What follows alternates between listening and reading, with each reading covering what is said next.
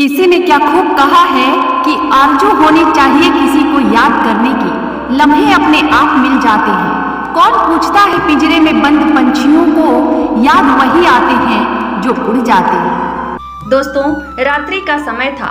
कौरव शिविर के भीतर दुर्योधन अकेला बैठा था, भविष्य की अनिश्चितताओं में डूबा। तभी उसके तंबू के बाहर धीमी चाल से कोई आया। वह कर्ण था। मुख पर गहरी थकान, आंखों में अजीब चमक और भीतर कुछ अनकहा बोझ। कर्ण ने प्रवेश किया और धीरे से कहा, सखा दुर्योधन, आज मैं तुमसे कुछ बातें साझा करना चाहता हूँ जो अब तक किसी को नहीं बताई। शायद कल के बाद मुझे अवसर ना मिले। दुर्योधन चौंक उठा। कर्ण, ऐसी कौन सी बातें हैं जो तुमने अब तक छिपा रखी है? तुम तो मेरे प्राणों से भी बढ़कर हो, मेरे सबसे बड़े आधार हो। कर्ण ने गंभीर स्वर में कहा, सखा, मैं तुम्हें सत्य बताने आया हूँ। मैं उस सारथी अधिरथी का पुत्र नहीं, बल्कि महारानी कुंती का ज्येष्ठ पुत्र हूँ। मैं पांडवों का बड़ा भाई हूँ। यह रहस्य मेरे जन्म से जुड़ा है और अब तक मेरे हृदय में दबा हुआ है। दुर्योधन के चेहरे पर अविश्वास और आघात की लहर दौड़ गई। उसने धीरे से कहा, तो तुम पांडवों के रक्त हो? कर्ण ने सिर झुका लिया। हाँ सखा, किंतु जान लो, मैं जन्म से पांडव अवश्य हूँ, पर कर्म और वचन से केवल तुम्हारा साथी। मैंने जो प्रतिज्ञा ली है उसे मैं तोड़ नहीं सकता। चाहे संसार मुझे पांडव कहे, पर मैं अंत तक केवल तुम्हारा सेनापति और मित्र हूँ। दुर्योधन की आंखें भर आई। उसने कर्ण के हाथ थामते हुए कहा, सखा, इस रहस्य से मेरा हृदय कांप उठा है, परंतु अब मुझे गर्व है कि मेरा मित्र कोई साधारण नहीं, बल्कि स्वयं पांडवों का ज्येष्ठ है। काश यह संसार पहले ही जान पाता। कर्ण ने मुस्कुराते हुए कहा, नहीं दुर्योधन, यदि यह संसार पहले जान लेता तो शायद तुम और मैं कभी मित्र ना बनते। यही मेरा सौभाग्य है। किंतु तुमने मुझे अपनाया। कल यदि मृत्यु भी सामने आई तो मैं निश्चिंत रहूंगा कि मैंने अपने सखा के लिए अंत तक संग्राम किया। दोनों के बीच नीरवता छा गई। वह रात जैसे समय के पथ पर ठहर गई। प्रभात हुआ। युद्ध भूमि एक बार फिर रक्त रंजित हो उठी। कर्ण अपने रथ पर चढ़कर भीम, धृष्टद्युम्न और अर्जुन से भीषण युद्ध करता रहा। सूर्य अस्तांचल की ओर बढ़ रहा था। तभी कर्ण का रथ धरती में धंस गया। उसने बार बार पहिया निकालने का प्रयास किया। धनुष उसकी मुट्ठी में था, किंतु श्रापवश वह दिव्य अस्त्रों का स्मरण न कर सका। उसी समय अर्जुन ने कृष्ण की प्रेरणा से बाण उठाया। कर्ण ने आकाश की ओर देखा, जैसे भाग्य से अंतिम प्रश्न पूछ रहा हो। फिर अर्जुन का बाण वज्र की तरह आकर उसकी छाती भेद गया। कर्ण भूमि पर गिर पड़ा। क्षण भर में वह महान धनुर्धर, जो दानवीरता और शौर्य का प्रतीक था, शाश्वत निस्तब्धता में लीन हो गया। कर्ण का निष्प्राण शरीर रणभूमि की धूलि में पड़ा था। दुर्योधन दूर खड़ा यह दृश्य देख रहा था। उसका चेहरा जड़ हो गया, मानो उसकी आत्मा का एक अंश आज छिन गया हो। वह निशब्द खड़ा रहा। उसके हृदय में पीड़ा का अथाह सागर उमड़ पड़ा। कर्ण की मृत्यु के साथ दुर्योधन का आत्मविश्वास भी टूटने लगा। अब उसके मन में केवल एक प्रश्न गूंज रहा था, मेरे सखा के बिना मैं इस युद्ध का सामना कैसे करूंगा? कुरुक्षेत्र की भूमि पर सूर्य अस्त हो चुका था। कौरव शिविर में लौटते हुए दुर्योधन के मन में केवल एक ही शून्य गूंज रहा था, कर्ण नहीं रहा, मेरा सखा नहीं रहा। वह धीरे धीरे माता गांधारी के तंबू की ओर बढ़ा। वहां पहले से ही विलाप का स्वर गूंज रहा था। अपने पुत्रों को खो चुकी गांधारी मौन साधे बैठी थी। दुर्योधन ने प्रवेश किया। उसके कदम भारी थे, हृदय टूटा हुआ। वह माता के समीप जाकर भूमि पर गिर पड़ा।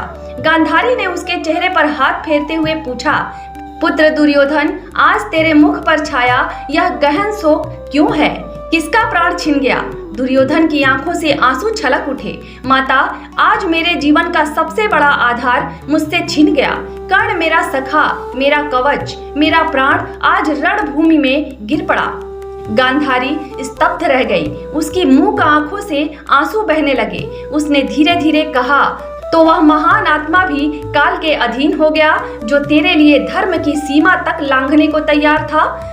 दुर्योधन, क्या तू जानता है कि कर्ण केवल तेरा मित्र नहीं था, वह तेरे शत्रुओं का भी रक्त संबंधी था।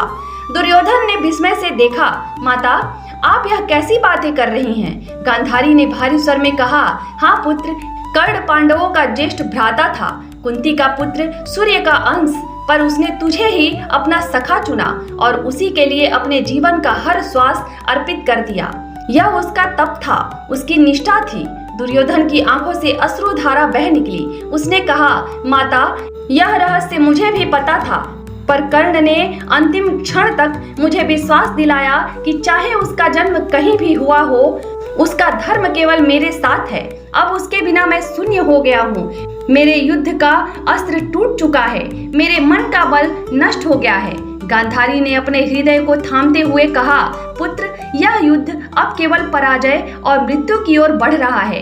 तेरे चारों ओर अधर्म की दीवारें ढह चुकी हैं। कर्ण के चले जाने के बाद तेरे पास विजय की कोई राह नहीं बची। दुर्योधन ने गहरी सांस ली और बोला, माता, कर्ण मेरा सखा था और आज उसकी मृत्यु ने मेरे जीवन को ही मृत्यु समान बना दिया है। परंतु मैं पीछे हटने वाला नहीं। मैं अंतिम श्वास तक इस युद्ध भूमि में खड़ा रहूंगा। कर्ण की स्मृति ही अब मेरे लिए अस्त्र बनेगी। गांधारी मौन हो गई। उसकी आंखों से अश्रु गिरते रहे, पर उसके हृदय में एक और गहरी पीड़ा उठी। जिस पुत्र ने सखा के प्रति इतनी निष्ठा निभाई, वही आज मृत्यु की ओर बढ़ रहा है। यह नियति का कठोरतम विधान है। कुरुक्षेत्र की रक्त रंजित भूमि अब अपने अंतिम अध्याय की ओर बढ़ रही थी। कर्ण, भीष्म, द्रोण और समस्त महारथियों के बिना दुर्योधन अकेला पड़ चुका था, परंतु उसके हृदय में अभी भी एक ज्वाला शेष थी। मैं हारूंगा नहीं, चाहे प्राण ही क्यों न देने पड़े। अंधकार की छाया गहराने लगी। दुर्योधन गदा लिए खड़ा था। सामने भीमसेन, जिसकी आंखों में बरसों का अपमान, क्रोध और प्रतिज्ञा जल रही थी। भीम ने दुर्योधन की ओर इशारा किया और कहा, दुर्योधन, आज उस प्रतिज्ञा का समय आ चुका है जो मैंने द्रौपदी के चीरहरण के दिन ली थी। आज मैं तेरी जंघा तोड़कर उस अपमान का प्रतिशोध लूंगा। दुर्योधन ने गर्व से उत्तर दिया, भीम, मैं कौरवों का महाराज हूँ। यदि मेरी मृत्यु भी तुझे चाहिए तो वह भी मैं गर्व से दे दूंगा। आओ देखो कौन विजय होता है। दोनों के बीच गदा युद्ध प्रारंभ हुआ। गदा और गदा टकराती धरती कांप उठती। दुर्योधन की शक्ति अब भी अद्वितीय थी। कभी भीम दब जाते, कभी दुर्योधन। युद्ध मानो संपूर्ण सृष्टि का संतुलन था, परंतु कृष्ण के संकेत पर भीम ने नियम तोड़ दिया। उसने दुर्योधन की जंघा पर प्रहार कर दिया।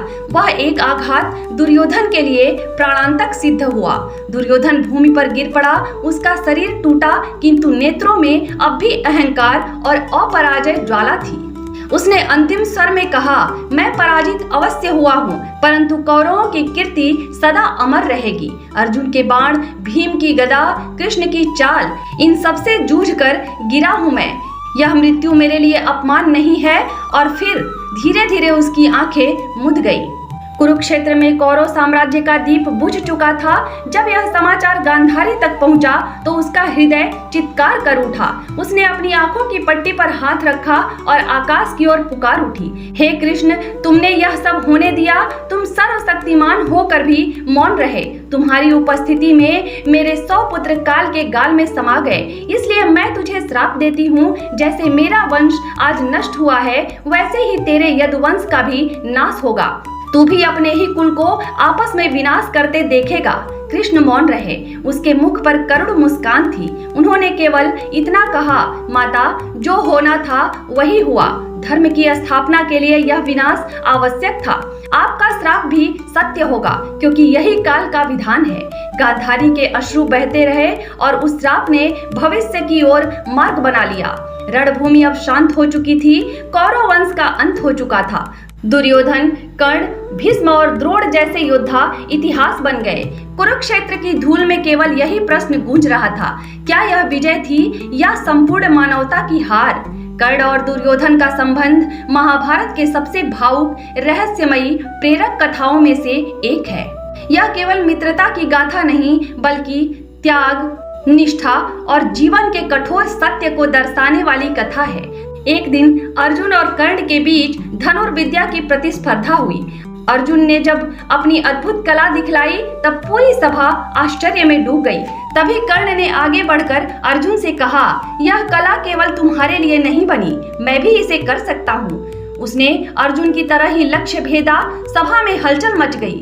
सबने सोचा यह युवक कौन है जिसने अर्जुन को चुनौती दी है, किंतु तब एक प्रश्न उठा, कर्ण कौन है, किस वंश का है? क्योंकि उस समय युद्ध कला में भाग लेने के लिए क्षत्रिय होना अनिवार्य था। जब कर्ण के जन्म का रहस्य कोई नहीं जान पाया और केवल यह सत्य सामने आया कि वह रथी अधिरथी का पुत्र है, तो भीष्म और गुरु द्रोण ने उसे प्रतियोगिता से बाहर कर दिया। कर्ण का हृदय अपमान से जल उठा। दुर्योधन का हाथ थामना, उसी क्षण दुर्योधन आगे आया।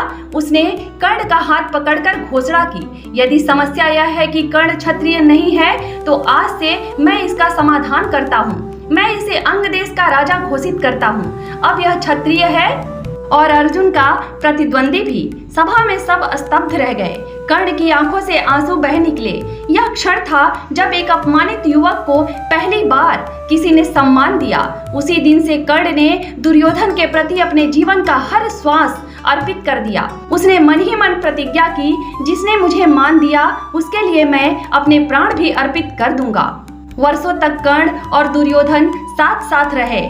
युद्ध हो या उत्सव, राजनीति हो या संकट, कर्ण सदैव दुर्योधन का ढाल बनकर खड़ा रहा। जब भी कोई दुर्योधन को अधर्म का प्रतीक कहता, तब कर्ण उसके लिए तर्क और शस्त्र दोनों लेकर सामने आता।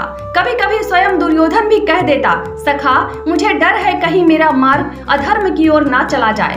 तब कर्ण दृढ़ स्वर में कहता, सखा अधर्म हो या धर्म, तुम्हारा मार्ग मेरा मार्ग है। जब तक मैं जीवित हूँ तुम्हें कोई पराजित नहीं कर सकता। युद्ध प्रारंभ होने से पहले कुंती ने कर्ण से भेंट की। उसने कर्ण को सच्चाई बताई, पुत्र तू मेरा ज्येष्ठ है, पांडवों का बड़ा भाई है, युद्ध मत कर, अपने भाइयों का साथ दे। कर्ण की आंखें भर आई, पर उसने दृढ़ता से कहा, माता आपने मुझे जन्म दिया, पर मेरा जीवन उस दुर्योधन ने संवार दिया। उसने मुझे अपमान से उठाकर सम्मान दिया। आज जब वह संकट में है तो मैं उसे छोड़कर नहीं जा सकता। यदि मृत्यु भी सामने खड़ी हो तो भी मैं अंत तक दुर्योधन का साथ दूंगा। जब युद्ध का 17वां दिन आया, कर्ण और अर्जुन आमने सामने आए। कर्ण जानता था कि यह उसका अंतिम युद्ध हो सकता है, पर उसने अपने मन से कहा, यदि मेरी मृत्यु भी हो तो भी दुर्योधन को कभी यह ना लगे कि कर्ण ने उसे अधूरा छोड़ा। युद्ध भूमि में जब उसका रथ धंस गया और श्रापवश वह अस्त्र नहीं स्मरण कर सका, तब भी उसके हृदय में यही था, मेरी हार भी दुर्योधन की निष्ठा का प्रमाण बनेगी। और जब उसका अंत हुआ तो उसने एक बार कहा, हे सूर्यदेव,